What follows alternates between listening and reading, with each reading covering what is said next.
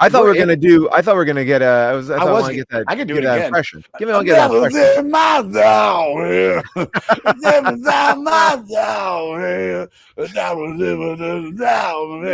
That's not the song I did. I did.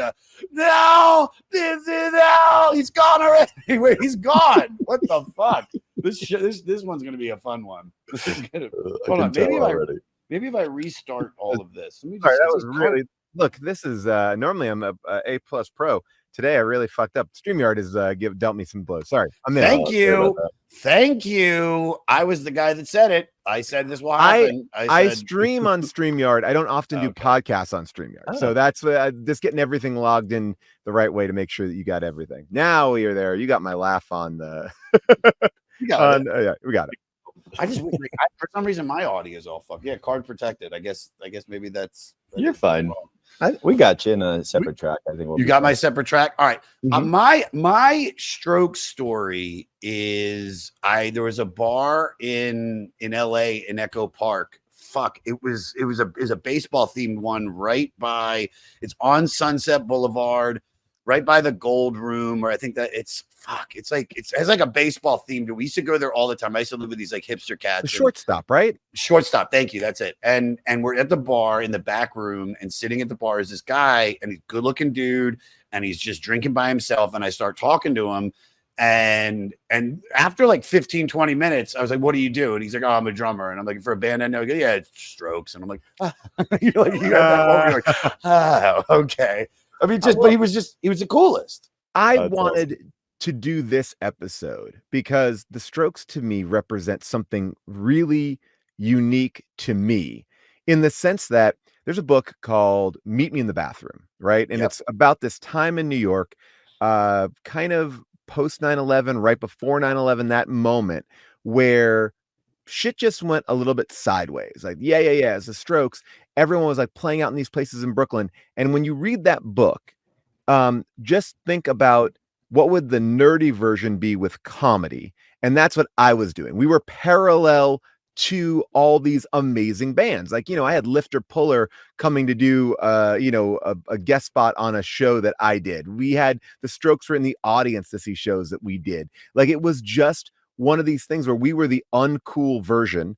But I mean, we were at UCB doing all these shows, and all these musicians, we were all traveling in the same spot. And the Strokes to me were like this, I don't know, when I was in high school and Nirvana came out, it was, not Bleach, but like, Nevermind. It was that moment of like, whoa, shit. And I feel like the Strokes in New York at that moment, it was like, whoa, this is now.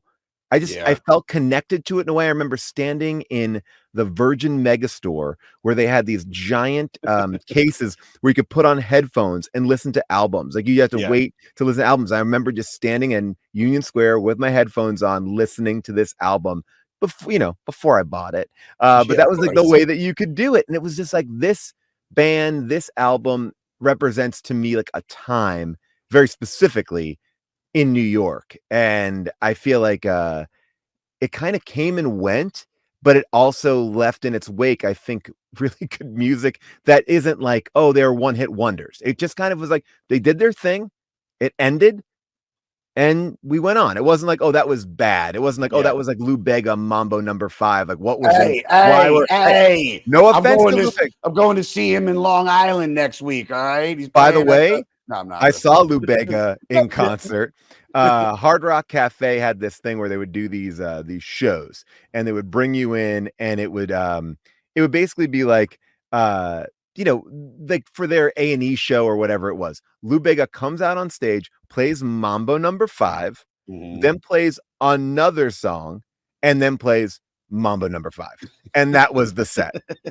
And that was amazing. I saw Lou Bega and I saw Natalie Imbruglia. Those are the two Hard Rock concerts I saw. Cute. Well, here's the thing about Lou Bega. He's just hitting Moscow now. So he's, that song, they're so far behind us in so many ways that they're like, listen to new #1 song on Radio Disco. A little bit of Jessica in my life. I just saw Lou Bega this week on Instagram touting like, hey, we remastered Mambo No. 5. My kids just got into Mambo No. 5. I was telling my wife this story that Stephen King said that his wife almost divorced him because he played Mambo Number 5 too many times in a row.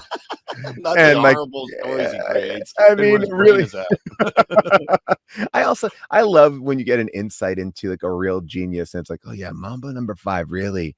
That was the song for me. That's my song. It's like, wow, okay, great. Like we're on a whole different wavelength here. I was Like listening to Niels and Croft when I wrote The Shining. You're like, oh, okay. and Okay. no offense to this show, but I will tell you that I had a friend who worked with Daniel Day-Lewis, and all he would talk about is this show that was on Stars called Black Sails.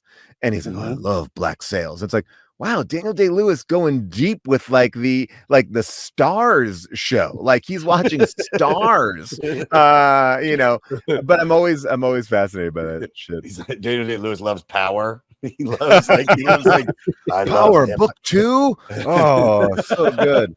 All right. Well, this is going to be great. And this is good. One, I've been excited. I know Emily, our book, has been trying to get you on. I'm a fan of yours. And I feel like we know a lot of this. Like I started with one of your close friends, Yasser Lester. Like, so Dude, yeah, that's my fucking homie, dude. It's like I lived on his couch. He's one of the main reasons I'm still a comic is he gave me that 6 months to like just really start. And that's all besides the point. He's now a multimillionaire. His couch is way nicer. And if I ever want to stay on it, hopefully I can, because it's probably beautiful. It's a bigger couch.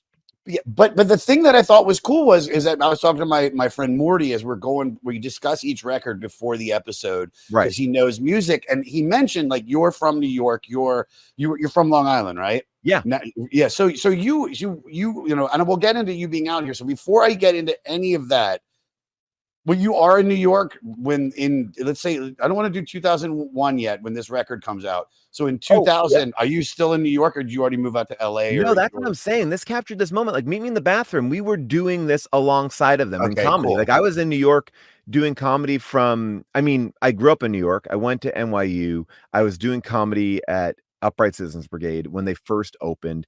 So yeah, I was there until like 2006. Okay. And that's when I moved out to LA. But then I was splitting my time between New York and LA because we were shooting Human Giant in both spots. So I really feel like my connection to New York is at least until 2008. Okay, cool. But I was all the way up until 2008. But the Strokes hitting was New York Central when Human Giant hosted our 24-hour marathon on MTV. Fabrizio's band played for us. Like we got to get him on the show. Like we had the most insane music ever on 24. Like people came into our studio because we were live in Times Square, being like, "Oh my God, MTV's playing music again." You know, we had like crazy fun bands. So what are you listening to before this? Like, I want to know, because I always like to say the story of the Strokes and the New York music scene is the same story of punk rock. It's the same story of grunge, where it's like music gets to a point where it's so ridiculous, a certain style, and it pops. And then you have this other thing that is way less aggressive and it's more stripped down. So like, you know, when, you know, like there's disco, and then you have punk, and then you have hair metal, and then you have fucking grunge, and then you have new metal and Limp Bizkit, which I'm so happy Limp Bizkit's having a new moment right now. I love everything they stand Get them on there. Yeah. Yeah. But it's like that was so big. Woodstock 99, boom, the Strokes, Interpol, is the Black Keys, so on and so forth. So like because I was listening to Limp Bizkit. I was listening, and I was a raver, and I'm doing all that shit. Like, where are you at right before this comes out? So look, my big connection to music, or where I found myself really like becoming a giant fan of music, was grunge, right? That was my thing. Very unironically, it was Nirvana, Soundgarden. Oh my God, you know, like every band that's on that single soundtrack, the Cameron Crowe movie. Citizen Dick. You listen to Citizen Dick? Oh yeah, man. What is it, Matthew? That's his fake band. But then it just kind of, I don't know. I'm floating a little bit at this point. You know, what you're talking about going on in music is kind of what's going on in comedy at the same time. Like comedy is not doing anything really interesting, which I will come back to too, because I do think it's an interesting parallel. And you get this stripped down version of comedy eventually. But I think where I got into in the 99s is I'm just going pop. I'm a sucker for pop. Give me female fronted pop music. I'm all in. I'm not saying it's a guilty pleasure. I'm like Ashley Simpson. Sure, I'll listen to it. Like Wow. there's just something about it where I'm just like, all right, I can go that way. And I don't like a good pop band. I'm there, but it wasn't like I didn't find myself connecting to anything as much until this era came out. It was like grunge, and then I was just kind of popping around, whether it's like, oh yeah, sure, I got the Semisonic album. I got a Lenny Kravitz album, Yeah. I got Smashing Pumpkins, I'm like, Yeah. I'm in this thing where I'm like, yeah, it doesn't feel like it's like, oh, I'm just buying album to album. I'm Beastie Boys, like just shit like that. I'm popping around, but I'm not like, a little bit like into like hip hop at this point too, but like not feeling like I have a home Yeah. musically. Dude, what's funny is like I can't believe I completely spaced out about the music that I really was obsessed with, because I did late 99 is like, I have like, you talked about MTV. I had the Amped 2. Do you remember that? It has like Fat Boy, has that song. It's like, I said hallelujah to the 16 Royal Benz. I don't even know what the fuck happened to that band, but that song like was an obsession of mine.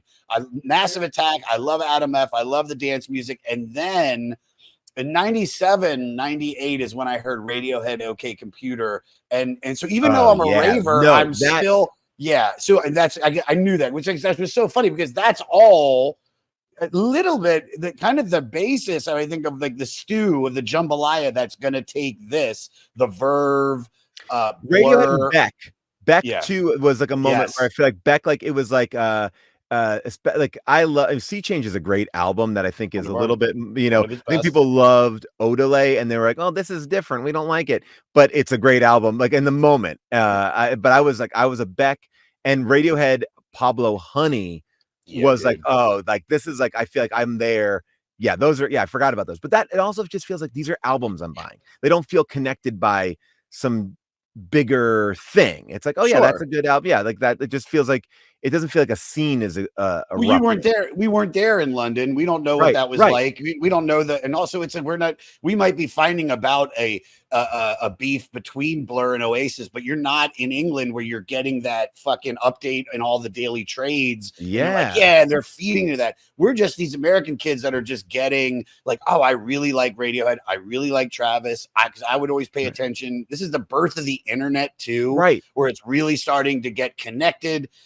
Like Morty was saying, because he's a big music dude and he's been out for a while. Like he was saying, he heard about the Strokes, and as he heard about him because he read the British periodicals or those things, the NMEs, Guardian. I didn't really read those as much yet. I just suddenly remember when it finally hit Rolling Stone magazine, Entertainment Weekly, and they said, this is the band that everybody's talking about. That was when, because they were the first ones. It was the Strokes, then it was Yeahs, then it was Interpol, then it was White Stripes. White Stripes, yeah, because White Stripes had Fell in Love with a Girl. Yes. And that was the song that broke them. Black Keys are like later. I don't even know if I really put them in the same thing.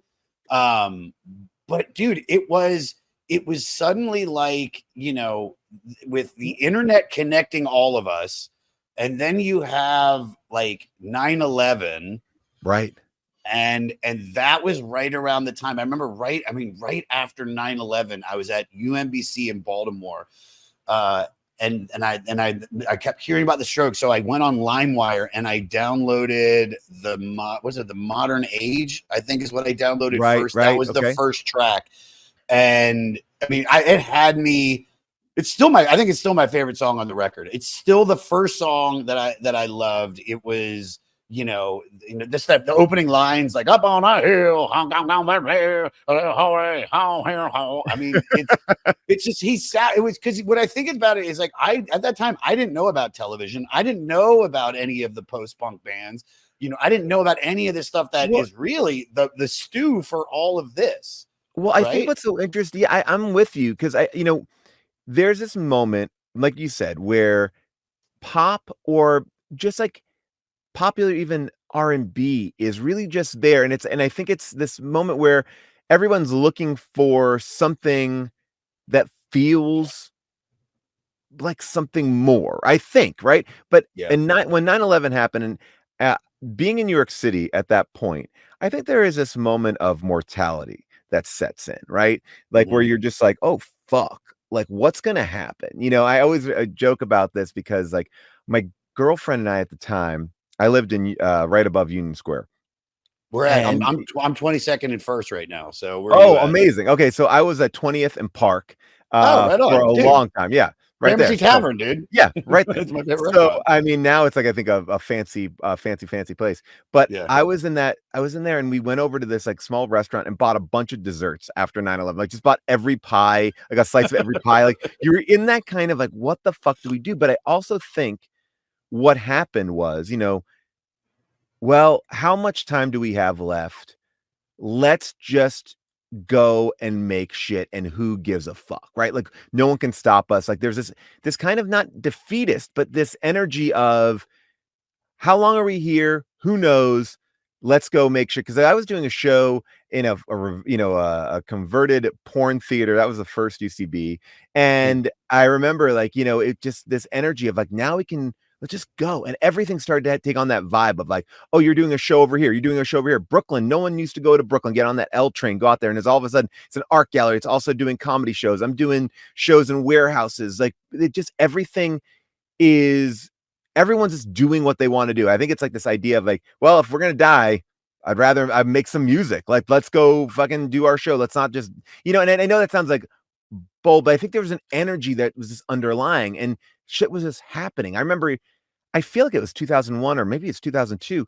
I remember hearing music in my apartment. I was like, what the fuck is this? I go downstairs and the White Stripes are playing in Union Square, just set up on a stage and it wasn't like an Wow. announced concert. It was the middle So of the dope. day. And it was Yeah. just the two of them just fucking going to town. And it was like a crowd just formed around the White Stripes. I mean, they were taping it, I'm sure, but it Sure. wasn't like NBC presents the White Stripes. It was a very like crazy thing. And I just feel like that was the energy. That was the thing of like, come do my show, come do this. Everything just kind of popped off after 9/11 because I think there was an energy of let's get it down and dirty. That's what UCB was. $5 tickets. We're not dressing up. We're fucking improvising. We're doing shows called like George Bush is a motherfucker.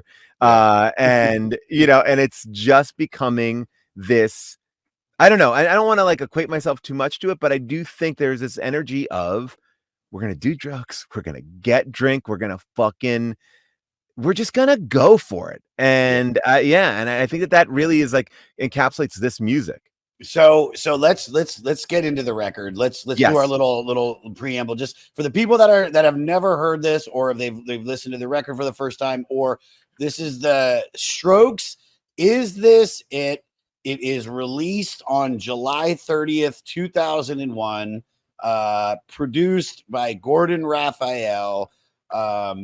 This is from, let me see, basically Julian Casablancas, Nick Valenci, and Fabrizio Moretti started playing together as teenagers while attending Dwight's school in Manhattan, formed an informal band in 97. They later added bassist Nikolai Freicher, I think that's his name, to the Right. ranks, a close childhood friend of Casablancas who attended a French-English private school with him. At the end of 98, the group invited guitarist Albert Hammond Jr. to play with them. He had just moved to New York and reconnected with Casablancas, whom he knew from their brief stints at the boarding schools in Switzerland that too soon became roommates. Before we go I any mean, this is further, a Nepo baby band, right? I mean, 100%, right? Yeah. Wait. Because you grew up in Long Island. Did you Yeah. know these people? Like, you No, had to. I'm not. I know, dude, I'm not traveling in these circles. I live in fucking. I showed somebody a picture of my house, and they were like, "Oh shit, you grew up in a trailer park?" I'm like, "No," but then I looked at it, and I was like, I can't disagree with that analysis. So no, I'm not hanging out with any of these Richies that are vacationing in Switzerland. I mean, my family's biggest vacation was going to Epcot. Like, yeah, and I went to the Japan Pavilion.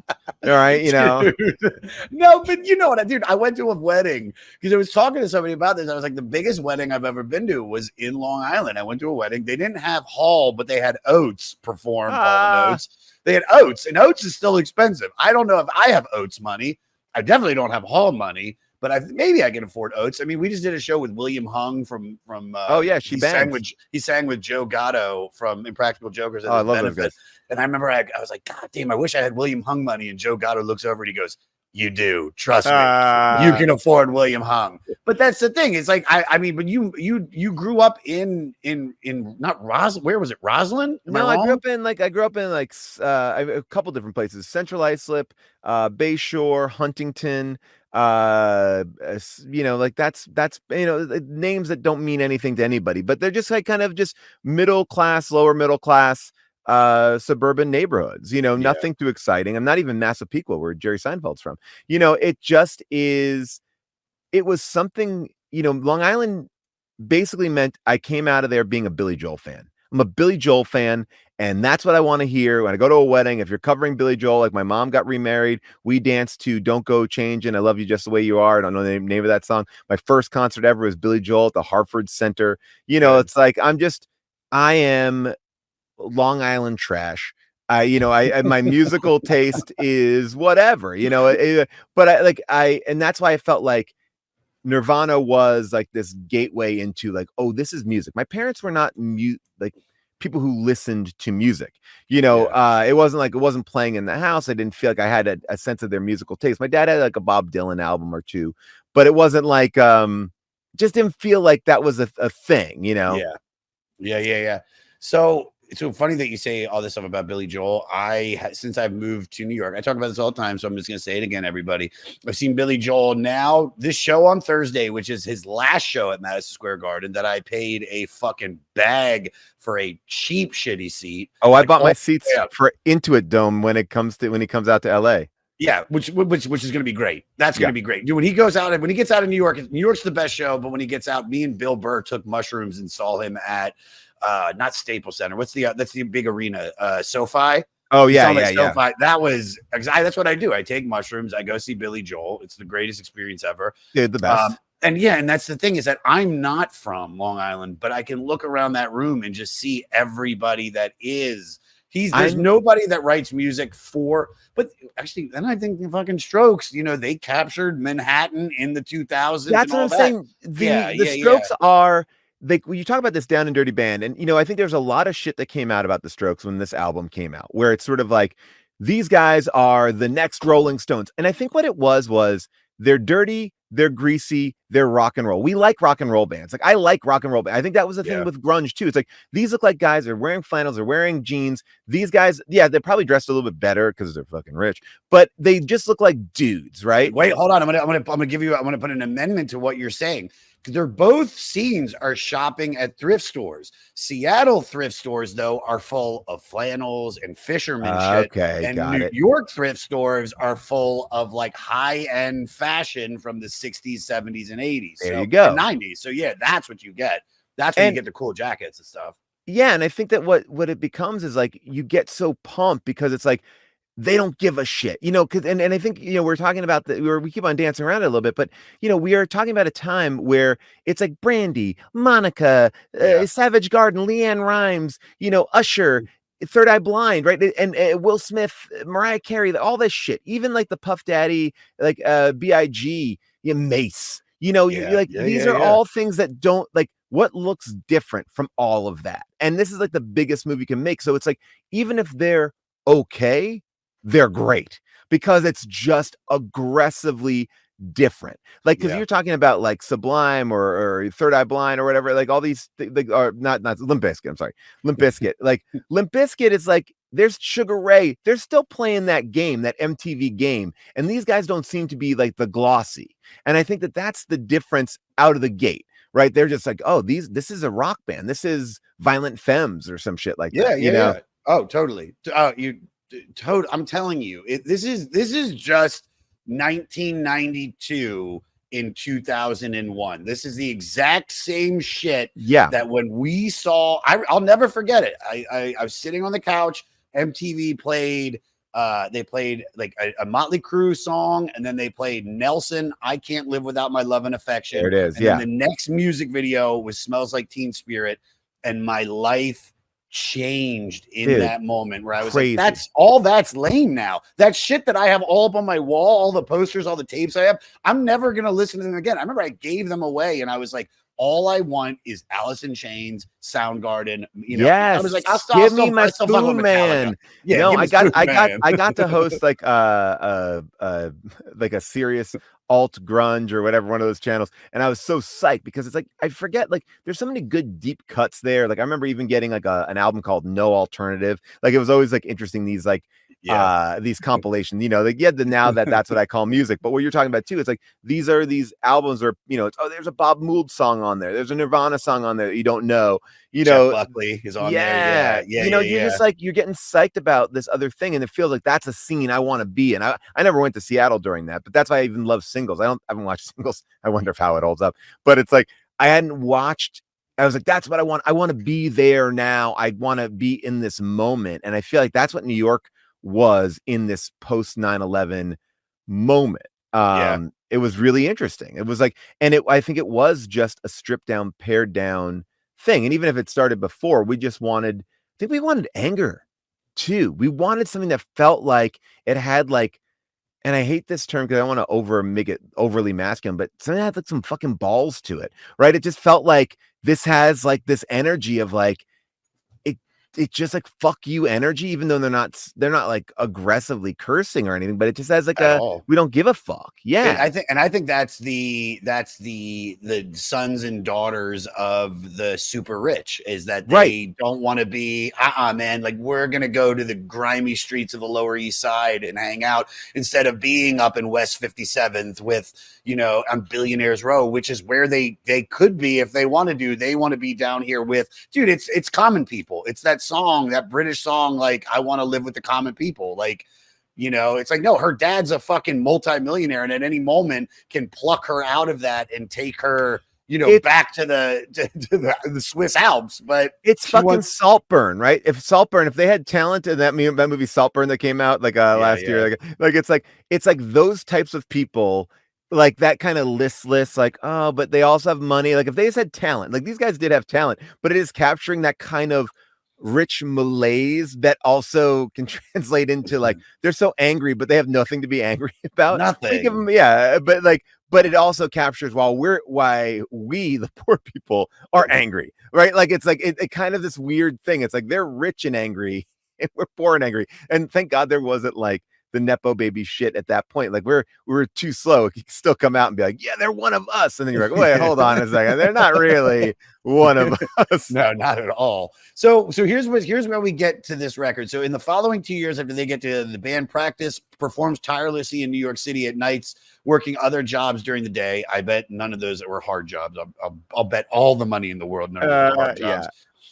They played their first show as the Strokes September 14th, 1999 at the Spiral. They soon frequented rock clubs, popular Mercury Lounge, great venue, Mercury Lounge. Booker Ryan Gentles eventually quit his job to become the band's manager.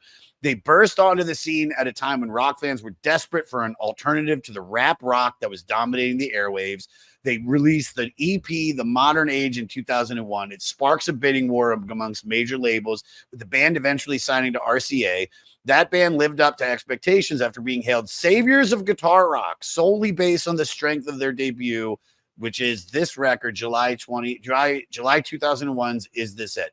During the 6 weeks in the studio, the Strokes' gritty sound became the emphasis of the sessions. The band usually recorded songs only once, based on Casablanca's performance or preference for raw efficiency. The band wanted things to be only slightly stressed, with no heavy-handedness in terms of studio effects. Only distortion and reverse echo were widely used. Julian's sang through a small PV practice amp to retain a sense of low fidelity to the album. After release of Is This It?, the band toured the world. And then the rest of the story is just basically like them just blowing up after this. And I think you see it in the documentary. Because I have the book. Meet Me in the Bathroom. I haven't read it, but I watched the documentary, and it's just like I mean, and this is now. I've got the question because I want to ask you when you get into the modern age. But go ahead. Yeah, go. I want to tell you this. So I just typed in Strokes UCB, and I realized I was in a show that that was on in January 2001. Oh, sorry, January 2002. called Strokes Long Form Improv Show. And that was like, it was like, there was a Strokes form at UCB. Like we did an improv show to the Strokes, and that's January 2002. Right. Like, so that's like, it was like, we were just doing, like this kind of shit too. Like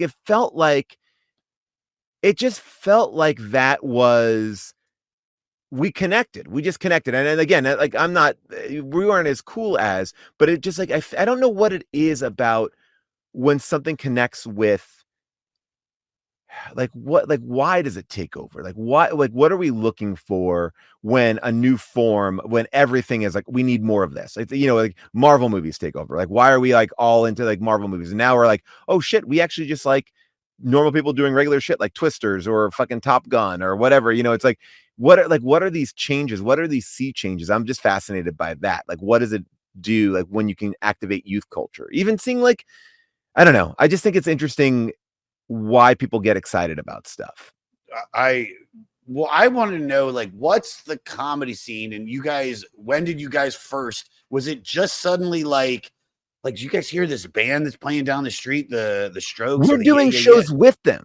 Like, that's what I'm saying. Like, we're doing shows in the same venues at the same time. It's like, oh shit, Strokes are like, I mean, and this is where I'm kind of fucking up my info. I did like a show called Talk Show with Jake Fogelnest. Great dude, hilariously funny guy. He hosted a show called Squirt TV. If you remember Squirt TV, he was like a little kid who hosted a show out of his bedroom. And he had fucking big bands like the Beastie Boys and Weezer coming into his bedroom, and like it was a talk show, music show, whatever. And so when we started doing that on stage, Tenacious D, when they released their first album, they weren't doing a show in New York. They came on our show and were the guests. And like I said, like the Lifter Puller came on our show and did this thing. Like Lifter Puller is Craig. I'm trying to remember.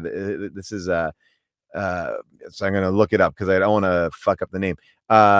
Lifter Puller was I'm sorry, I'm gonna find out his name. Craig Finn, right? It's Craig Finn's band. Who did the Hold Steady, right? So so he's fucking doing shows at our shows. Like we're doing shows arm in arm with these bands, and we're hanging out with them. And it's like one of those things where you don't even realize that you're doing this. Like I remember I did a show out in LA. We took one of our New York shows out to LA, and in the audience, it was Spike Jonze, Sophia Coppola, Seth Rogen, all these people. And we were at the bar afterwards, and I was talking to Seth Rogen, and I'm like, oh, what are you working on? I was like, oh, I'm doing this show. It's called Freaks and Geeks, and We're talking, like, we're just having this conversation. We're all trying to fucking make it. I auditioned at SNL next to Kevin Hart, who was not Kevin Hart. He's just fucking guy, right? Yeah. And it's like, and we're all like in this sea, so you don't even remember, like, oh, that was the Strokes. It was like, oh yeah, that was like, oh yeah, our friend's in a band. He's doing a show. Speed Levitch, this guy. Oh yeah, let's bring him on. Oh yeah, this is like, it just became this thing of, oh yeah, we're all just working together in this fucking melting pot of stuff. And then all of a sudden you think, oh shit, Freaks and Geeks. Oh, that was Seth Rogen. I don't know, but it's like that's the cool shit about like New York, I thought, is that we all are kind of lumped together doing these $5 shows. Like I remember my buddies, the Naked Babies, Rob Corddry, Seth Morris, Brian Husky, these guys were opening up for bands because they had seen them. They're, oh, I like this sketch group, Naked Babies. And I think they opened up for Tenacious D at like Webster Hall or some shit like that. I mean, but it was just sort of like, oh yeah, you come and you do this, like you open up for us. Like it was just that kind of vibe.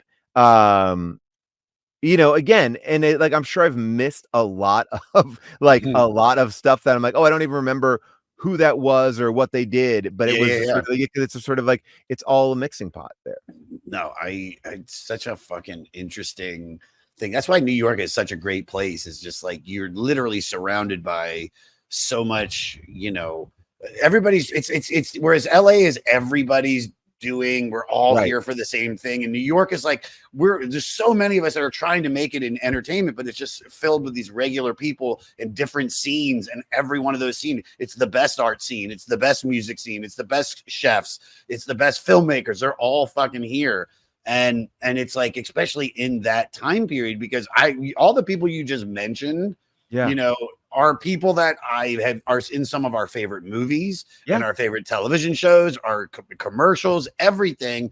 And that's all being brewed right here. Who are you like, with my group, my guys that I started with that were my ride or dies, or like Gerard Carmichael, Angelo Bowers, Byron Bowers, like who was your like diehard? Was it the guys from Human Giant? Well, yeah. So like UCB, when it first came into the city, we were on this 5-floor walk up on 17th Street, and it was above an old hardware store. You couldn't even see it was a theater. You had to walk up a wooden staircase to get to this 50-seat theater where the first show I saw there, it was the UCB4 and some grouping of like Tina Fey, Rachel Dratch, Adam McKay. Again, these are not people that we know. They're just comedians who moved to New York. They're working on SNL.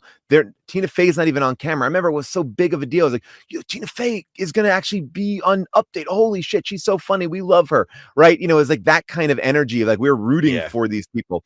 So my ride or die, my crew that I've been performing with are all the people that I work with all the time. It is, Rob Hubel. It's Rob Riggle. It's people like Scott Armstrong who wrote like Old School and Elf, or like, it's and then you go, it's like these people that I still do shows in LA with the same people I've been performing with. We had a group called Respecto Montalban that started maybe in 2002, and we still are performing here in LA under name Dinosaur. But Jack McBrayer, I'm just trying to think of like who are the names that might perk up your ears too. I mean, I taught Adam Pally. I taught Ben Schwartz. There are these things where you're just like, people come in and out. I met Aziz at UCB. He's like, oh, I'm gonna do a stand-up show. That's how we got Human Giant. Like, it just was like one of those things. Jason Wolner, who directed Borat 2, like that, he became a part of Human Giant because we just hung around the same people. It's like that was that kind of crew where, and again, I'm forgetting dozens of names, but it was just like, oh, we all were in this mix, of people that were just performing, doing their Mike Birbiglia, Nick Kroll, we performed at his college. He brought us into Georgetown to perform for his improv group, so like, holy shit. So like we're all like, but then Nick comes to New York and then we become friends with Nick. And it's like, it's just this very, like to your point, it's a melting pot. Like I loved New York when I feel like I'm just talking about New York, but what I love about New York was in your 20s, you could go out with like $20 in your pocket and you'd start your night with like 4 friends. You'd bump into 2 friends that do something completely different. By the time the night's over, you're being locked in a bar at 4 a.m. and you're with a whole different group of friends and you've moved around the entire city and you're like, oh shit, that was a night out. You'll never have that in LA. Like, you just bump into people will be over here. It's like, oh, I do this, I do that, I do this. And in LA, it's a lot more focused. It's like I am somehow, and maybe you go to a late night party at somebody's house, but also, you keep seeing me talking about New York, but Paul, this is a New York record. This record is New York. Might as well be listed as a producer on this fucking album because 100%. It's so important. So let's talk about the first track, the opening song on it. The title of the record, Is This It? We can play music. We have little doodads for everything if you ever want to hear it. You know what? Let's play Jeremiah. I told you to get the clips. Play the fucking clip. There we go. Man. Is this it?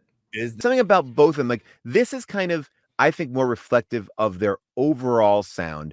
And Last Night is as far pop as they're gonna go, like as far top 50 as they're gonna go. Sure. And I feel like I go back and forth between this song and that because it's like, I don't know if this is the first song, so it's like one of those things of like the first time you hear or see something, you remember it. Like, but this song is like, re-listening to it before we started today, I was like, fuck, man. Like, just got me back to standing in the fucking Virgin Megastore with my headphones on, dirty ass headphones, and no one was wiping down shit. And just listening to this album and being like, fuck, I love this sound. And then and wanting more of it because the album's short. Is it like 35 minutes or something like that? It's not long at all, dude. So it's over before it begins. So the cool thing about this is this song does not have a chorus either. Vocalist no. So Julian, he says how it came about is that we had the song, it was done without a chorus. So I was like, I'll wing it. I'll figure something out. And one day I sang that over the chorus and suddenly the song was done. So they didn't have one, they wung it. I want to ask you a question based on the title of this? Is this it? When did you know you were a part of a thing? What was the first? Yeah, well, I want to say that is this it? To me, goes back to what we're talking about post 9/11. Like, is this all there is? Because it's like then let's go. Like, I feel like let's go out swinging in some way. Like, there's like an energy of like, is this it? And I feel dumb keep on saying it like that, but it's like, but there that energy is incredibly that moment. Like, what the fuck are we doing?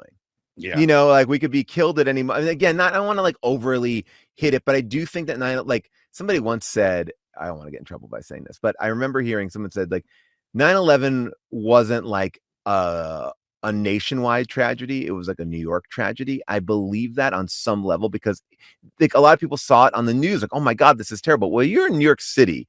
It affected Everything. The vibe. Oh, the vibe God, yeah. was, it was like, and I feel like that thing. So is this it? I don't know. I like the time I felt like I made it or I was a part of something was when did you realize? When did you feel like you're a part of the machine? Like, or part when Mike Meyers saw a show at UCB and said, I want to sit in with our group. And Mike Meyers sat, I remember we saw my friend and I, Owen Burke, great dude, saw Charlie's Angels, the first Charlie's Angels. Fucking was like, this movie's the best. We were so psyched. And we went to the theater and performed with Mike Meyers on stage. And he was like subservient to us, like, whatever you guys want to do, I'll just sit in. I just want to sit in. And I was like, holy shit. Like, I fucking love Mike Meyers. Like, Mike Meyers is, Wayne's World. So I Married an Axe Murderer, SNL, like everything. I'm like, this guy wants to sit in with our group and play with us. Like, and I don't know where I was in my career at that point, probably nowhere, but that was a moment where I was like, oh, I'm in a cool spot. And that was the same thing. Like, oh, the Strokes are in the audience for this show. Oh, who's that in the audience? Like, you'd look out in the audience and it was just like you'd see celebrities because it was a cool place, $5 theater comedy going on. It wasn't stand up. It was different, and I saw that a little less with our shows. It was definitely happening with the UCB4. Everyone was coming out to see the UCB4, and you're getting like these amazing monologists coming on. Like the list of monologists that they had was like fucking insane. You'd see these giant celebrities. I talk about this moment.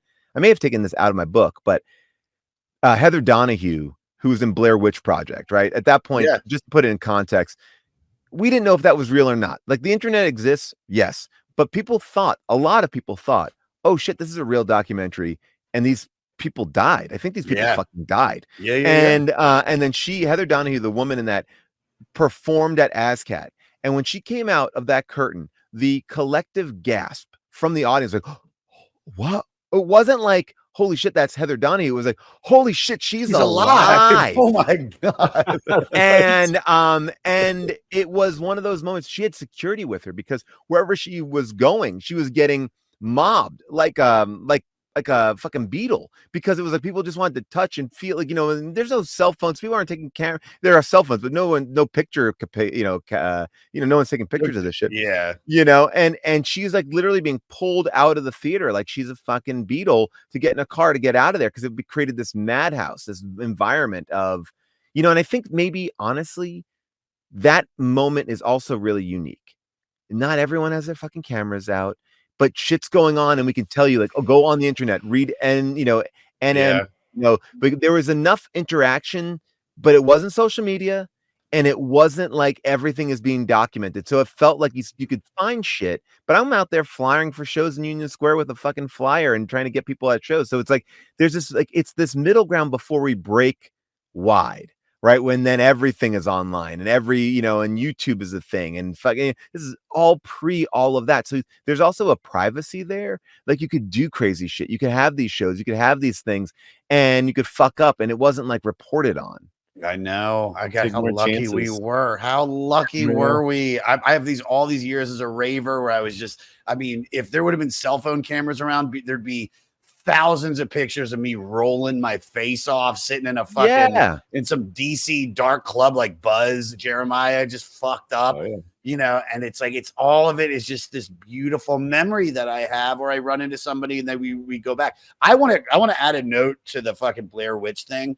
I don't know if there's ever in our lifetime there's ever been a movie that had that much hype. I mean, I tried to go see that in Washington D.C. at the Uptown. It was the only place it was playing at, and I remember I showed up and tried to buy a ticket. They're like, we're sold out for the next 5 or 6 days. I think it was like for like it was such a, like you said, everybody thought it was fucking real. Yeah. And that's you never have that happen now. To keep a secret, like, or just even the idea of just an illusion of the secret, it's like it's impossible. There's only person doing it on some level is Donald Glover. Donald Glover's kind of fucking figured out some weird shit where it's like Bando Radio, and it's like he pops up one Instagram post, like go to this place, and he does like a podcast that then is taken down like 10 minutes later.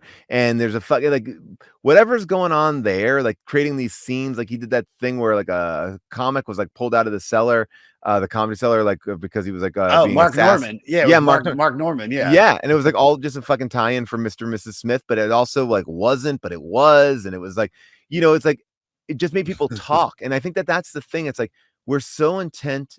I did made this video this week. I'm in the movie Twisters, a very small part in the movie Twisters, and I was walking the red carpet at the premiere, and someone's like, you know, they asked me some dumb question, and I said, "Oh, I was in the first Twisters. You know, my mom was an extra, and I was in her belly. She was pregnant, and the director was like, we need to find that baby. He found me, and that's why I'm in the movie."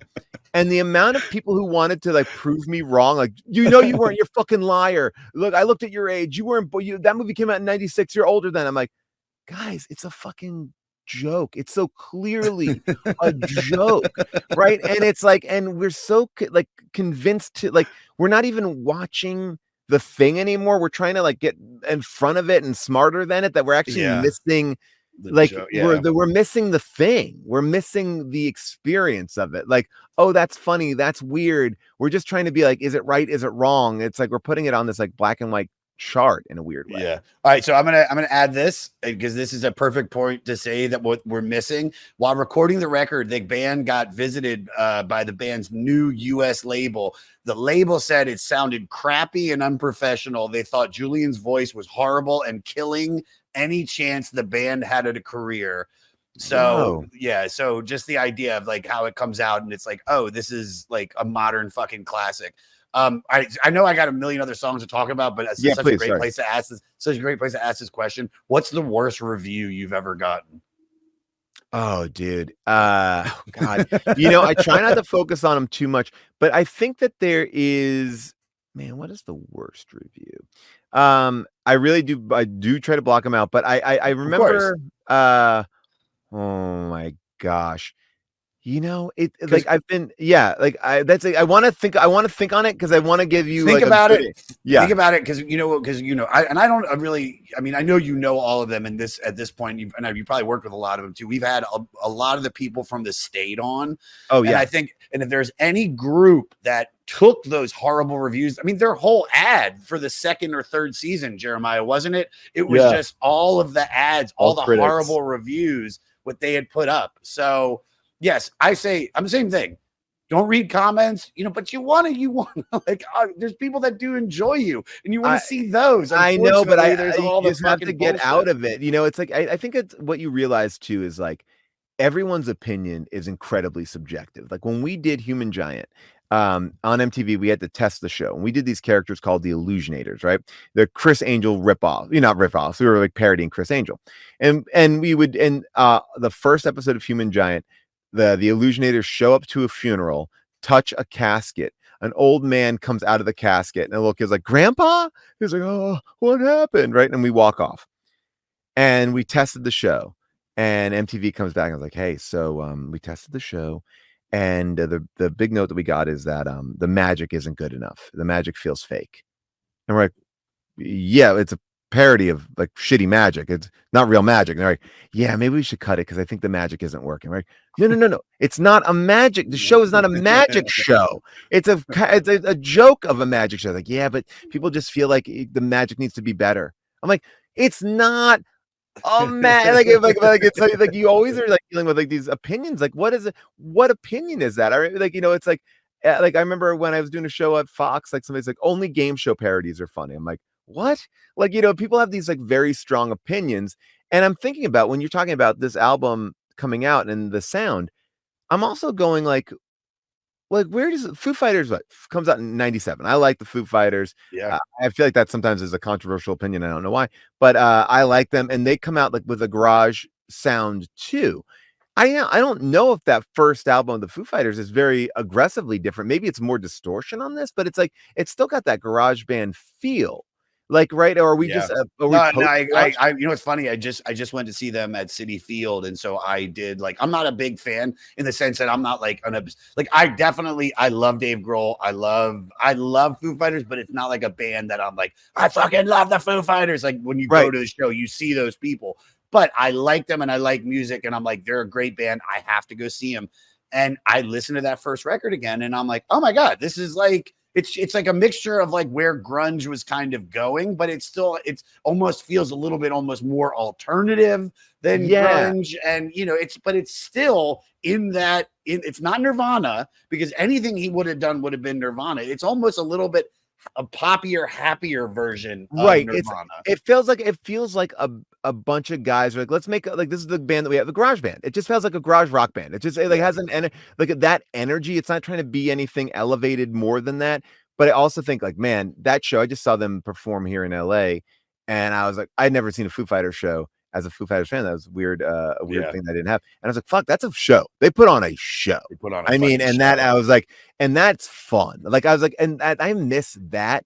And I feel like, unfortunately, like the Strokes, Weezer especially, this also brings in an era of, I think, shitty shows. Like good music, shitty performances. Like I remember watching like REM and fucking Michael Stipe is sitting on the ground at Madison Square Garden, like everyone's fucking pouting. It's like they're not like energetic shows. It's like there might be good music coming, but I feel like the showmanship is such an interesting thing that I feel like we're also kind of not embracing at that point. It's just like I'm just gonna sing, and I miss it. I want to be talked to. I want to be shown up, or I'll watch it the other way, which is like, give me like Jay-Z and just give me a fucking show. Like, Didn't we have too much of the rap rock? And that's kind of the reaction here. The pendulum swinging back. So I think you're right. I think it's a lot of this is like that. You're right. This reaction. And I think that's what people don't know what to do. It's like, it's unpolished. So is it bad? Or are we just like, we're eating Twinkies every day, and then someone gives us prime rib. I'm like, well, that's not sweet like a Twinkie. It's not the same fucking food, man. Yeah, you're right. Hold this thought. I got to pee real quick. I'll be back in 2 seconds. Hold on. I'll be right back. Yeah. Oh, I pee so bad. Well, he's gone. I'm going to tell you, I saw Foo Fighters the only time at what was the anniversary show in DC at RFK State, FedEx Field. And it was when Dave Grohl had broke his leg. Oh, shit. He was on the throne. I don't know if you saw images of this. I saw that, yeah. Dude, it was amazing. And a friend of a friend we got us backstage passes because she does the wardrobe and fashion for Foo Fighters. So we're backstage. And, I mean, LL Cool J was there. I mean, it was like a dope show, like a big mix of different artists. But Foo Fighters that was a performance. That's like kind of like, and I feel like they were able to retain. Oh yeah, I feel like the Foo Fighters were able to retain like being, but look, they definitely are playing. Like they're also playing a 40, 50-year-olds. Like they know their audience too. It's a different thing. It's funny. I just remember seeing like the Lemonheads perform. And Kurt Cobain had just died, and Courtney Love sat on the stage, the edge of the stage, watching the Lemonheads perform. And then like Evan Dando was like, "You want to get up here and perform?" And then she like performed some songs. But it was like, but it just was like I remember going to see shows and never being that like. It was weird. That's why, like, when I saw Andrew WK, I was like, "Fuck yeah, man! This is that's a show, dude. Yeah, right." I was like, "This is a fucking show," and it's like I wanted that like energy. It was like that was so hard to chase. I remember like, I just saw some crazy shows, but you just want like showmanship, and I feel like where the Strokes, like where their nepo shined, was that energy and attitude. Like I feel like the Rolling Stones had an energy. It was they were more playful. I didn't get like the playful of this era. They were definitely cool, leaned into the cool, aloof shit. I didn't find them to be as fun, right? But I love their music. I don't know. Maybe I'm retroactively like looking at it, but I just like I don't remember the shows as much as I remember the music, and I saw a lot of shows in New York. I was talking to Morty about this stuff, and it's like, I have never seen the Strokes live, but I've listened to every one of those bands you just mentioned, and I've listened to their early stuff, and then I've listened to their, to the later stuff, and it's like, dude, the Rolling Stones didn't become the Rolling Stones until like 3 or 4 records in. They didn't start; they were just doing blues covers and shit like that, and then they became the Stones. The Beatles, it took them a couple albums to figure out their sound, and then. But like you have a band like the Strokes, and they're coming out, and the first record they have is so fully them. Yeah, and has all these like fucking jokes, like the way is this it? And then the second song, The Modern Age, which is like, it's just so funny because to name this record, or to have a song on this record called The Modern Age, which when it sounds so familiar to so much shit that we've heard in the past. Yeah, there's a real humor to them and to this. It's like, it's fucking Soma, like to name it, Soma. like Soma is, there's a drug addict, not drug addict. Well, I guess he was a drug addict. I had a drug liaison in downtown LA when I was addicted to opiates, and I would call this guy. His name was Larry, old black dude, and I tell him what I wanted, and I'd go meet him. And if he was ever on Soma's, I could never pick up my drugs because he would tell me, like, yeah, come down. And then if I showed up, he'd just be like sleeping on this fucking bench. And I'd be like, Larry, come on. The song was again. So my question is, what's your favorite drug? What's your favorite drug? Oh, I think that my favorite drug, and I'm not like that much of like, I really like, not that I'm clean living, but like the thing that blew my mind, and it's going to seem super cliche, was when I did mushrooms. I did mushrooms, and I was like, and I did it in Amsterdam, and I was like, oh, I get, like, the world is now forever changed for me. Like, that was like, because it just felt like it was like the world just kind of morphed around you. You're still in the world, you're still like kind of present in it, but mushrooms, man, really, whoa, it just was awesome. It was an awesome thing. And I've done other things, but there was something about that feeling, that euphoria of that I felt like was always better than anything else, and it also seeing like music, the way they have mushroom chocolates, and you can just like go see a show and you're just like, oh, I'm there, but I'm not like, like, like if you can push it if you'd like. I mean, I've been to Bonnaroo, people fucking push it, but but it's like, but if you can ride that balance of just being like perfectly in a mushroom high, I think it's fucking the best. Do you know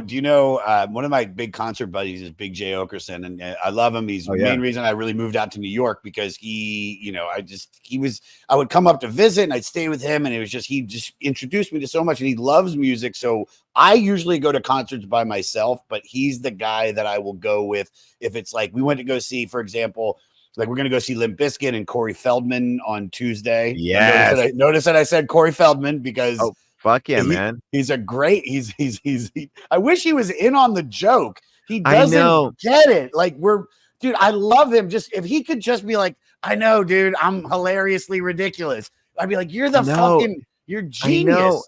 It's kind of like one of the most but I also feel like it's one of those things where you're like, you can't know the joke, because once you know the joke, then you fuck it up. It's a William Hung of it all. Like once you're in on it, you fuck up the joke. So good, like we still have a pure spirit there, But when you talk about mushrooms, we go to see Roger Waters.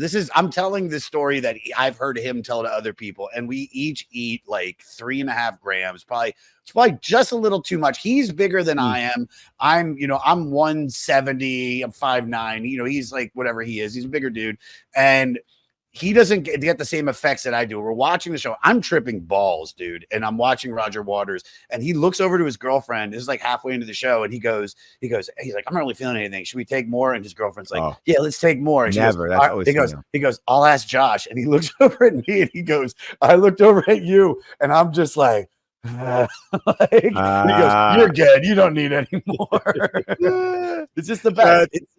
Well, You here's know. here's what I'm thinking about too, and I feel like this always comes up when you do comedy. People are like, "Oh man, what were you smoking when you wrote that?" Or "What were you doing?" Right? And it's Yeah. like a fucking bullshit question because it's like it just means like, "Oh, I wasn't like like oh, you can only come up with funny shit when you're high." But this album has an element where it's like it looks effortless. It looks like they don't give a shit. Like it looks like they're just like fucking playing, but they actually are doing a lot of cool stuff. Like their talent is there.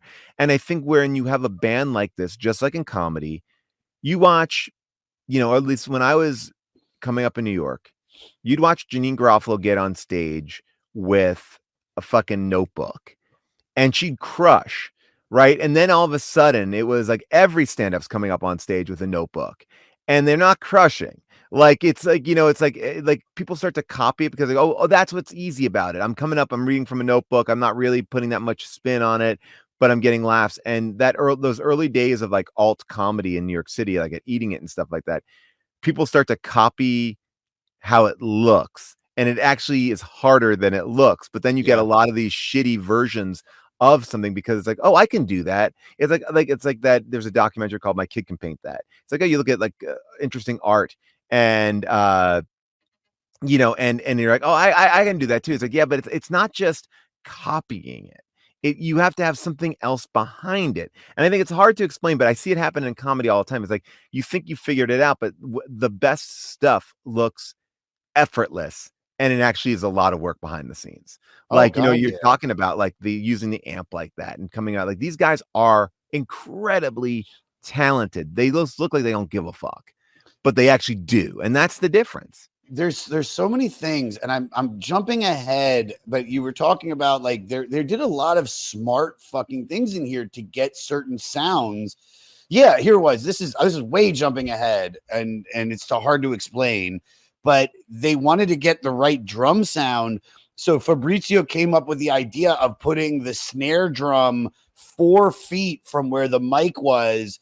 So here, play 235 on. I mean, that like that is so and that's the thing about this album is like it just goes down so smooth too. Because nothing Really overstays does. its welcome. It's just like bam, bam, bam, bam, bam. And you're just kind of like I don't know, I love the way it kind of it's an explosion onto the scene. I don't know. It really I just playing it. I'm like, oh yeah, I don't ever wanted to stop. That's why I wanted to turn it off. So I'm like, we could have just listened to the rest of the track. Yeah. And because of fair So use good. laws, we'll get in trouble. Yeah, of course. So Someday is great. Someday's about his the song is about his childhood realization, about getting older, about his friends. Well, I wanted to ask you this because this is so they had a guy, I mean, they talk about him a lot. This guy, JP Bauer.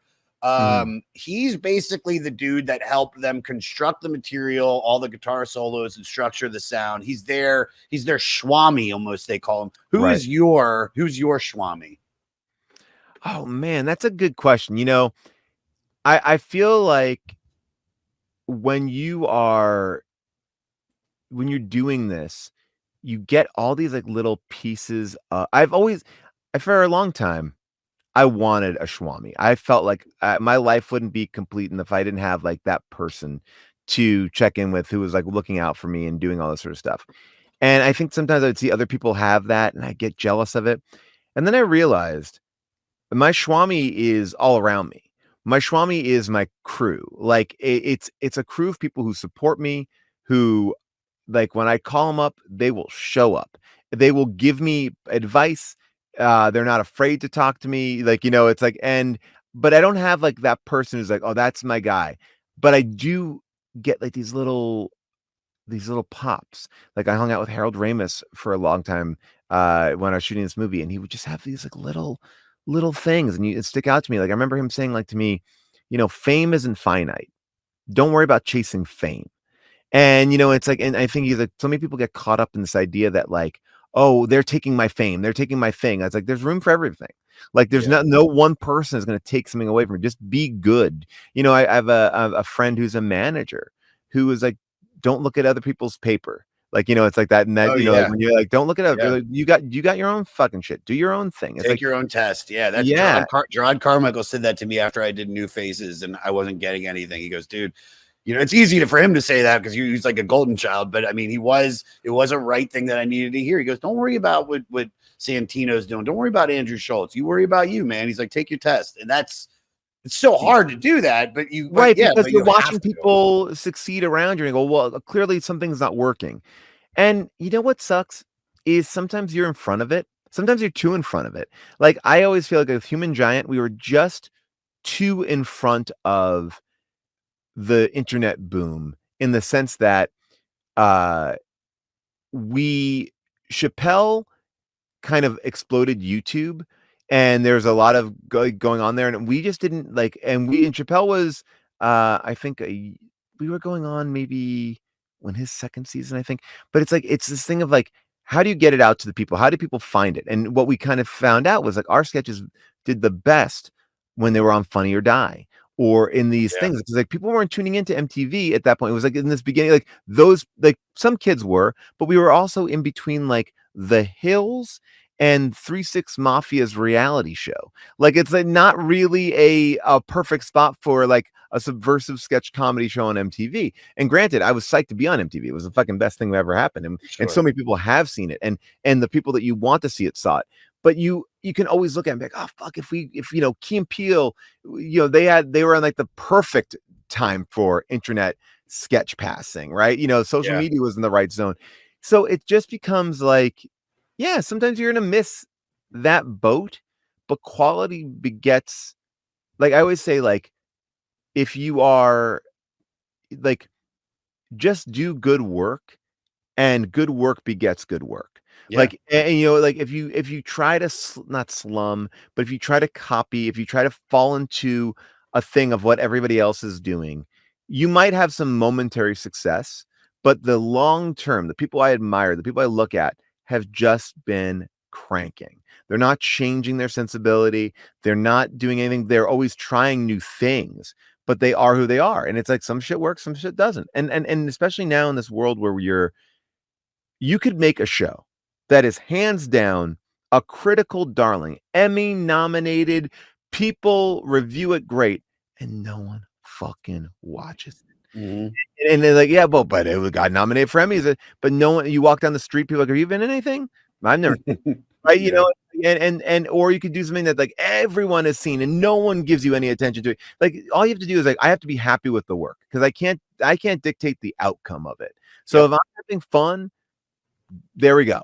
You know, so that's kind of like these are all the little things I've picked up, and it's always like surround yourself with a group of like-minded people that want to make good shit, and you show them that you're an ally, and they'll be an ally to you, and you know that you'll never be alone because shit gets dark, shit gets rough, and you need support, and that's it. You just need support, even to be like we're all on the same page. But the people who fucking flip their nose up and move out and move on and get fucking cocky right away. It's like it doesn't end well. It never ends well. It doesn't end well. No, you're 100% right. And what's so cool is that everybody that was attached to Human Giant has had a great career. So it's like that's the work. The work spoke for itself, and that was your business card. Whether it hit as like Key and Peele, but it did hit. There's some people that are like Human Giant's my fucking shit. 100%. Oh, and it's like, and I didn't think like it's not even that Human Giant didn't hit as much as it's like, oh, we could have done even more and gotten more out there if it was just at a different time. Like, you know, it's like, and it definitely, you're right. It was like, but like something like The League is something like that. Like I think that the things like Human Giant, The League, even NTSF that I did, like they stick with me. Like people are like, I love that show. I like that. So I'm like, I'm happy that I did that because it's good and people like it.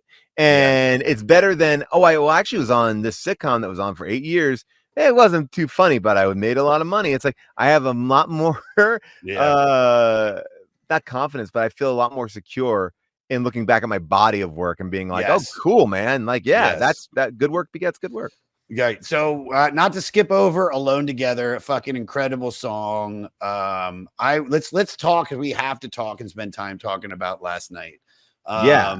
Because this is probably the song, right? This is the song. It is the song, but I'd say this is their biggest hit. I don't think they're ever going to make anything as big, and that's not a knock on the band. I just think this is the perfect combination of what the Strokes are. It's a mixture of the old, it's a mixture of the new. This is a catchy fucking song. This is, you know, it's a great song about a guy who leaves his girlfriend after she tells him she feels upset because he doesn't care about her. He then starts to get depressed and question his choices. Just like a very like, you know, gets drunk at a bar in New York, pisses his girlfriend off, and now he's trying to get her back.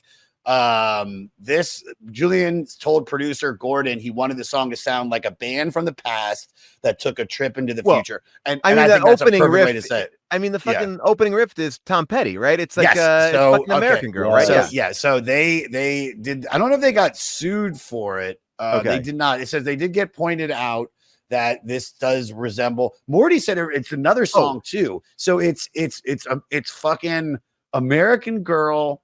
God damn it! What was the other song? It was. I know you're talking about Freddie King, right? It's like that. Yes.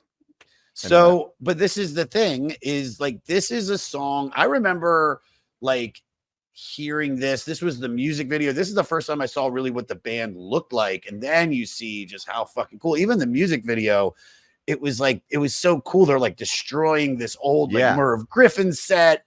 You know the fucking hair, the t-shirts, everything about it, like. You know, what do you remember? What do you love about this song? Thoughts, whatever. Just go ahead. No, I mean, this is the song, right? That video is awesome. And I think you're talking about that idea of like what they are trying to be. Like they are this bridge to the past, but they look like the people of the future or the people of the now, right? I should say, right? And I think it is like, I love the bass lines in this. Like, I think that like those are the things that I really you know, I don't know. There's something about it when you remember it reminds me of the things that I love of like Iggy Pop. There's just like this mix of, I don't know. It feels like a very raw, like I love guitar heavy shit like this too. Like, so, I don't know. I feel like it just, to me, this is like this is the band, like this is the band, like in every way, like in the way that they look, because of this video, in the way that they sound, and in the way that they kind of like, guys, like if you don't know the Strokes, and if you're not like this song made you buy the album, and I, you know, and I feel like it was like a wake up, like this is the wake up call here too, right? You know, and it also I think speaks about this energy of like dating in a different way, like this idea of like this kind of like fucking weird dating. I mean, again, in that New York City style, right? Doesn't it have like, I mean, this is a relatable song, right? Like I'm not really into you. This is everything that I would say is that I think about what New York is. It's like it's got part of the New York Dolls in there, and it's got part of television, and it's like we said, it's Tom Petty. It's just so much. It's mishmash of different things from the 70s, from the 80s, from punk rock, from post-punk, it's grunge. It's very much like isolation or alienation, right? It's like I just feel like no one understands me, no one gets me, and it's beyond anything. It's like almost cosmically, I am not understood. Right? You know, no one understands me, right? It's like, because it's like your grandkids don't understand. Does it say spaceships a word in there? Spaceships don't understand. Yeah. It's like I'm not of this planet. Like, why am I broken? Right? You know, I don't know. And I think there is that an energy of like, I'm not like, why don't I care about you? It's angst. It's everything, you know, it's like this, I don't know. It's like, is it breaking from like expectations too? It's like, I like you, but I don't like you. I don't give a shit about you, but I'm with you. Like that kind of like, it's like the beginning of that era of like I'm, you know, you fuck people, but you don't actually are not in a relationship with them. Like that energy is like present here. It's like, we're not in a relationship. We're just fuck. Is like this, that, is Last Night the anthem? If you have to put like out of all those bands that we've talked about like throughout this whole podcast, and from that scene, from the Meet Me in the Bathroom scene of the early 2000s, the Rapture, the fucking Bravery, all of the bands, you know what I mean? The Yeahs, Interpol. Is this the one that if it's like, oh, this is that represents all of that, the biggest hit, like this is like the Thriller or the Billie Jean of like that Yeah, whole well, trip. because I think what it is like it's saying I'm not doing what you expect of me, right? And I feel shitty about that, but I also find freedom in it, right? It's like I'm with this person. She's like, you don't really want to be with me. And instead of me going, no, you're wrong, I do, and bending over backwards to be in a shitty relationship, have a shitty job, fucking be in a place you don't want to be, you're like, fuck it, I'm out. And then you're like, am I broken because the world is telling me that I need to get married, have a kid, have a relationship, be normal? And this is like an anthem for I'm gonna fucking do it my way. And I think this is the beginning of, maybe I'm too bold to say it, but of a new mentality where it's like you start to see people aren't getting married as much, people are dating around more, sex isn't like as bespoke. It's sort of like everything is a little bit more selfish. There is a Yeah. selfishness to this. It's like, and it's not selfish like I'm an immature fucking baby. It's like this doesn't bring me happiness. Why am I doing it?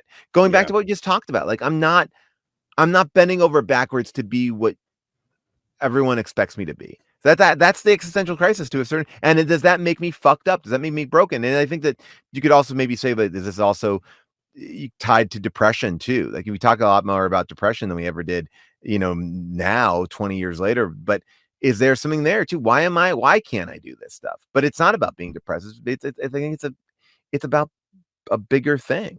I think this is the beginning of the generations of like everything you just mentioned as we progress in so many ways, in good ways, and it does also seem like society is also, going backwards in a lot of things. I do think that as a human, because we all know we're going to die, but we're not, it's not the yesteryear where you have a kid and they could get polio, or it's like we're living longer. We look better. We have things that keep us looking younger, so we can capture that youth. This song is youth. It's everything. Seeing them in the video, it's all of that. And that's kind of like really where I think like this generation, us, Mike, because I'm 44. I think you're roughly around the same age, right?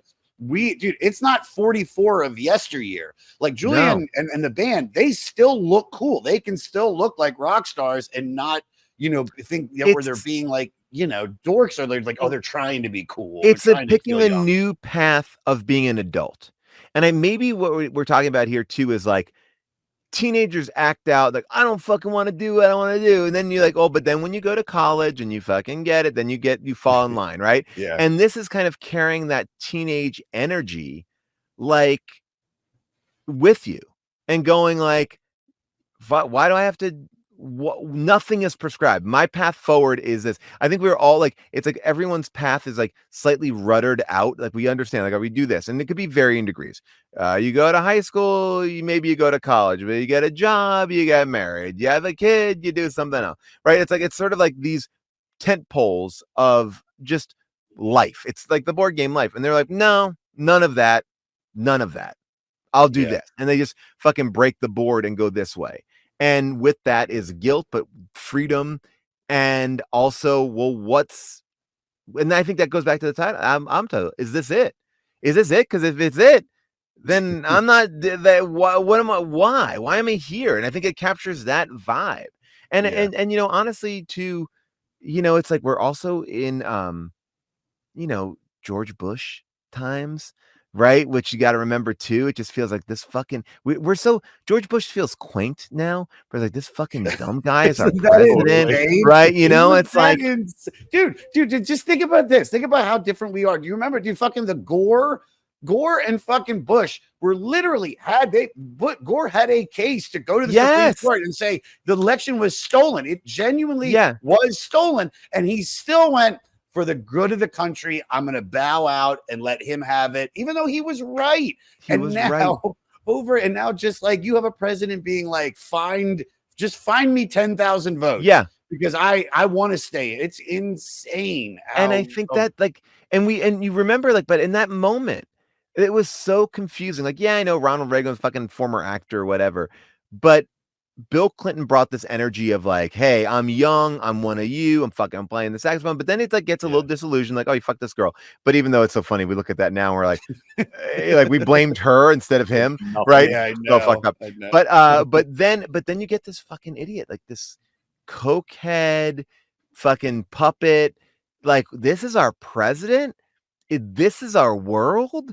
Like, Yeah. we're getting attacked. Like, it's like I believe that all of this combined is putting this country in a different point of view. Like, what are we doing? It's a wake up call. I don't think it just starts to change a lot of energy. And Yeah. I don't know. I think that's what this album is. Yeah. It's like it's recognizing, like, why are we following the norms when the norm seems stupid and dumb? It doesn't Yeah. feel good. No, you're 100% right.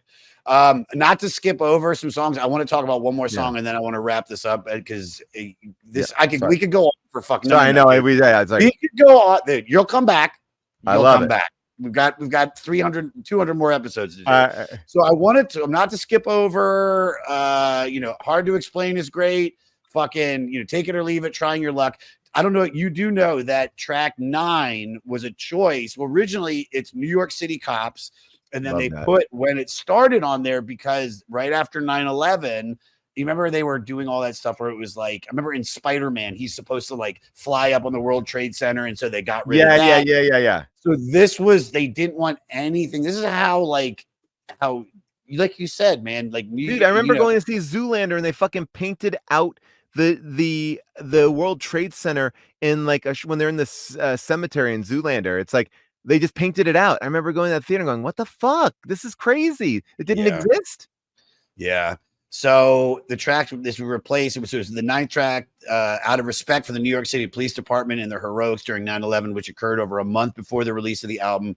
I think New York City Cops is a better song than when it started.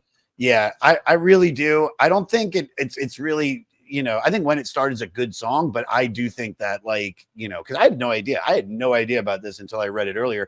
I just went back and listened to the EP, which is great. And I was like, oh, that's such a good song. And then when I was talking to Morty and we were going through all this shit, it's like, it's just, this is like, 9/11, man. This, like, it's crazy that, like, there are kids that have no idea about 9/11. I mean, because, dude, we're at the age, don't forget, Paul, like, dude, I watched live The Challenger, dude, me too. I was home that day. But yeah, can you imagine what would have happened if Trump actually would have gotten assassinated that day live on camera and his head just explodes? That would not have been good. Like, that would have been horrible awful. Not just like the idea of like having that on video, but just like you think society's like rough with just an attempted assassination. Like, dude, there would have been a civil war. I think that would have had people out on the street because they'd be like, the deep state, all the internet, all the shit that's not good would have come to a fucking head. Well, it's I mean, look, I do think, like, when, I mean, it's, I don't even get into this wormhole, but I will say that the thing about New York City Cops that is interesting to me, I lived through that Amadou Diallo thing, which is what I think this is in reference to, right? The New York City Cops like basically raped this guy with a fucking plunger, like a toilet plunger. Right. Yeah. That was the basis of that song. Right. And it was like, basically it was like, these fucking cops are doing fuck, it's like, we talk a lot about it now, but for these like rich white kids to be talking about like this thing, I mean, it was in the cover of the Post all the time. They fucking raped him with a plunger. I didn't know this. I didn't know this story until I'm literally, as you said it, then I was like, oh, and I looked down. Yeah, this is horrible. This is horrible. An awful song. I mean, an awful story. And song's great. Song's great. But it's also like an anthem. Like, it's like, whoa, shit. Like, they are talking about something, that is important. That, I think we're talking about this all the time now. Like taking like cops, with Sonia Massey and all this sort of stuff. Like they're in front of this. and yes, and I think it's like look, cops were firefighters. Every person who came of service in New York City, like, yes, I agree with probably pulling this in the sense of why put that out in this moment, right? Yeah, it's But that we were timing, yeah. so we were yeah, so it was there was a beautiful thing, and I know you know this because you were in New York. I was in Maryland, which we had the Pentagon, yeah. but it's not the same thing. Oh, In New right, yeah, York, which we were still so close. I was in college, so a lot of because I always say like New York kids come down to Maryland, Maryland kids go to North Carolina, North Carolina kids go right. down to Florida for college. We just go a couple states Yeah, down. yeah. And so I had a lot of New York kids at Towson, and there was this like love of and respect that wasn't there, 9/10, Right. 2001, but 9/11 up until the Super Bowl and fucking and U2 and fucking Bono opened up that jacket. It showed that American flag, which still, in my opinion, is next to Prince, is the Yeah. best Super Bowl halftime show. And Beyonce, I'll give her that. The thing is though, it's like there was a love of like I remember waiting tables and people are tipping more. Yeah, You man. were being Yes. so That's what I'm nice. talking about. Yeah. Yeah, so this song would have been like they would have been like one of the first people to be like fuck you cops, and it's like no, like I get Yeah. it, remove it, keep it, it's still there, the history's there with the thing, you have to change it. But what I would say about this song on this album, and maybe like let's argue about it like this. This song probably doesn't fit on this album as well as the song they replaced it with, in the sense that it's the most punk song on this album, right? I It feel is, like it yeah. does feel like if you were to put this album together, it stands slightly on the side of it. Like, and it's still the Strokes, but it's not exactly the same vibe. It's a little I think it's even more pared down than the other ones. It's Yeah. and I think that there's an anger here that isn't as present as the other ones. The other ones are more capturing, for lack of a better term, like that emo shit, dealing with it. And this is a fucking angry song. Yeah. It's cool, that they have that range. I think in a weird way, the other song fits thematically with the album better, but I love that this is a song that goes, oh, they can also go here too. Yep. Chair, is there anything we have to mention or somebody's going to get mad at us? Did we get everything? I know you love the Killers. They scrapped Love the almost Killers. every song that we're working on for their debut album, Hot Fuss, after hearing Oh, Is shit. This It? Wait, Killers that's frontman what really? Brandon Flowers said that record just sounded so perfect. We threw away everything we were working on, and the only song that made the cut and remain was Mr. Brightside.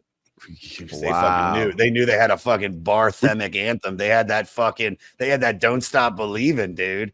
But this That's is the closest thing to comedy I think there is, because once you hear your joke told on stage, someone beat you to the punch, you can't use that shit, right? Right. Like, yeah. Well, what's funny is I just went to go see the Killers at Bowery Ballroom. They were playing Governor's Island, and they did a 600 seater. I'm friends with Brendan Flowers's his best friend, this guy Wyatt. Steve Byrne knows him, and so he got me like VIP, and I was like literally sitting next to like family members of them in the VIP area. And he tells the story of the song All These Things We've Done, and he's like, and I was living, I don't know if he was living in New York, but the story is he was working as like not a busboy or a valet, and he was listening to a lot of Lou Reed, and so he was trying to write Lou Reed for all these things I've done, and then it became what it is because you can't really do that. So I think the Killers were just kind of he was looking for ideas, and then you have someone like the Strokes, which is taking the best of that 70s, that 70s pure rock and roll post-punk, or not post-punk, but just all the beginning of alt, and then him just being like, yeah, like, I mean, I love that. I gotta love that because look, they made the Killers search harder and work harder. I agree. I want to talk about one thing because we talked about a few things. Hard to Explain is one of my favorite songs on this album. And it also is one of my favorite videos that the Strokes did because it's such a weird fucking video. I don't know if you remember Hard to Explain video, but it's like, it's a mashup of like a bunch of different like footage from like, I think like Magnum PI, and it's like planes taking off. It's really weird, but it's also it's also this like song that is, Julian Casablancas with his drum machine. Like that's how it kind of came up. It's just like it's a very simple song, but it's I don't know. I think the video of this, and you talk about like a pared down version of whatever. Like this song is really fun. Yeah, dude. The record is, and I think, will always be in the discussion of best debuts ever. And I also not just being, you could say like Appetite for Destruction, like, and fucking even like Hootie and the Blowfish selling like 16 million records. But I don't know if there's many albums that just suddenly we were going this way and then it just everything changed after that and music just became a totally different thing. And I think and I think what you're saying too, which I feel like is a different thing. There's a lot of great albums, but debut albums, right? Debut albums change everything. And like, like Bleach is like the first Brown album. I don't think that changed anything.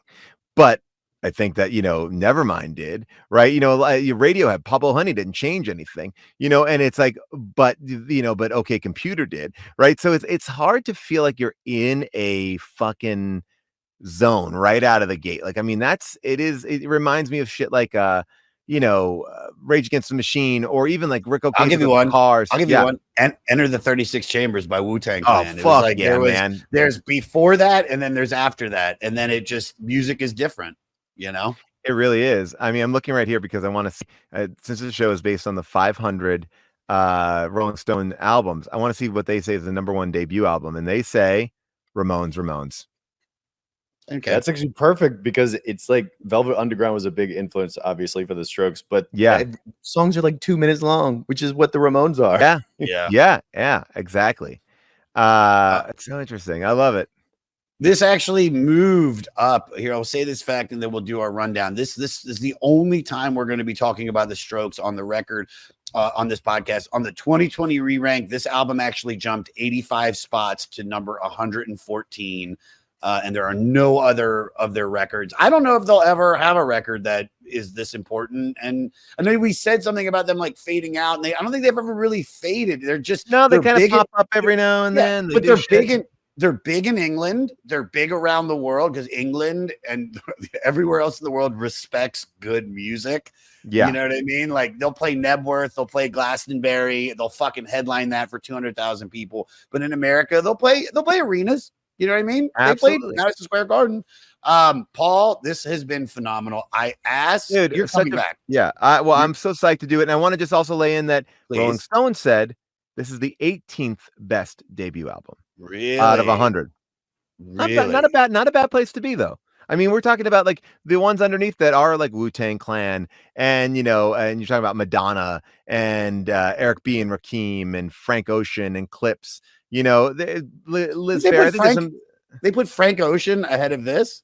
I mean, I don't agree with that. I also don't agree that there's a couple things here that I don't think that, I don't love this list. I mean, Rolling Stones. I don't trust me. I would not be doing Rolling Stone magazine. First of all, they don't respect me at all. We've done fucking 300 fucking episodes promoting the goddamn label with some huge names like you and Neil deGrasse Tyson and Judd Apatow, and they don't acknowledge me one bit. And you know what? Fuck them. Fuck them. If you want to get really into it, make sure you watch or look at the Rolling Stones ranking of every SNL cast member. That's an infuriating list. Who do they have? I think it's one of the most wild lists that is just fucking stupid. Stupid. And it's also you're ranking people. It's like, again, it's hard to rank shit, but I think you can't deny that certain albums make a difference culturally that everyone has. It's like, what are the albums that everyone has? And I think that there are certain albums, and I think this is one that continues to be one of those albums. Totally. And you're coming back. We got 2 more episodes to go. We're getting to thick. We ask everybody these questions. We're going to ask you the same ones. What's your favorite song on this record? I'm gonna say after just talking about it again, I think Last Night. Or Hard to Explain. Hard to Explain or Last Night. I think those are my two. Yep. I'll say Last Night. I'm gonna go. What's the song you skip over? Is there anything you dislike? Not even dislike. To No, skip over. this is a 35-minute album. I don't skip over anything. It's over before I'm even like bored by it. It was so crazy. Like I just put it right back on. This is not a skippable album. It feels really smooth. Yeah. Can you fuck to this record? No. This is not a fuck record. It really isn't. No. People did. I'm sure they did. Interpol you can fuck to. Yes. I've fucked to Interpol recently. No. Oh, wow. Oh yeah, Interpol, yes, 100%. Yeah, yes, baby. Nah, maybe. Nah. That opening track.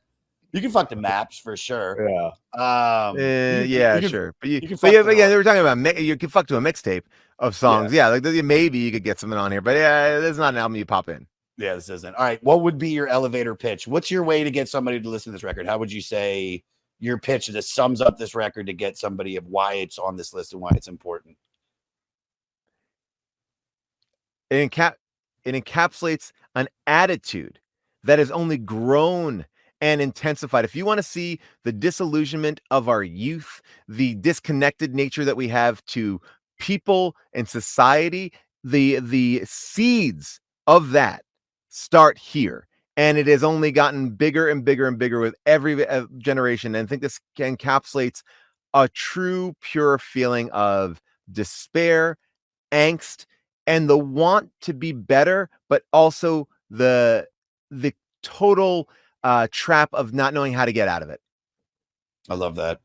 Promote away. Anything you want to promote? We're going to promote at the beginning too. But yeah, no, I have a book. I have a book called Joyful Recollections of Trauma. It is out. It's a New York Times bestseller. I love that people have bought it. I love that people are reviewing it on Goodreads and Amazon. That means a lot, and it actually helps the book a lot. So if you like this and you want to hear me talk, you can get it as an audiobook. You can also get it as an ebook. You can get it as a regular book. And if you want a personalized copy of it, you can just go to my website and I'll show you how to do that. Dude, get the book. Thank you, Paul. Thank you for coming on, brother. So fun.